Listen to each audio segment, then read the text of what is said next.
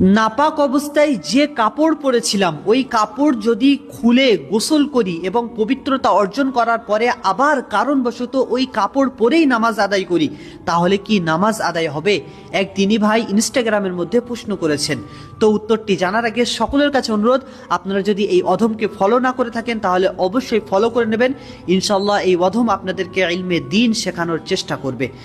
দেখুন প্রিয় ভাই, আপনি নাপাক অবস্থায় যে কাপড় পরেছিলেন ওই কাপড়ে নাপাকি অপবিত্র জিনিসটি লাগা আর না লাগাই বিচার করে দেয় যে আপনি ওই কাপড় পরে নামাজ পড়তে পারবেন কিনা। যদি কাপড়ে নাপাকি লেগে যায় তাহলে অবশ্যই ওই কাপড়টি নাপাক হয়ে যাবে, সুতরাং আপনি ওই কাপড় পরে নামাজ আদায় করতে পারবেন না। আর যদি ওই কাপড়ে নাপাকি না লাগে তাহলে অবশ্যই ওই কাপড় পরে আপনি নামাজ আদায় করতে পারবেন। আর যদি লেগে যায় তাহলে পবিত্র করার পরে ওই কাপড় পরে নামাজ আদায় করতে পারবেন, অন্যথায় পারবেন না। আশা করব উত্তর আপনি স্পষ্টভাবে বুঝতে পেরেছেন। আসসালামু আলাইকুম।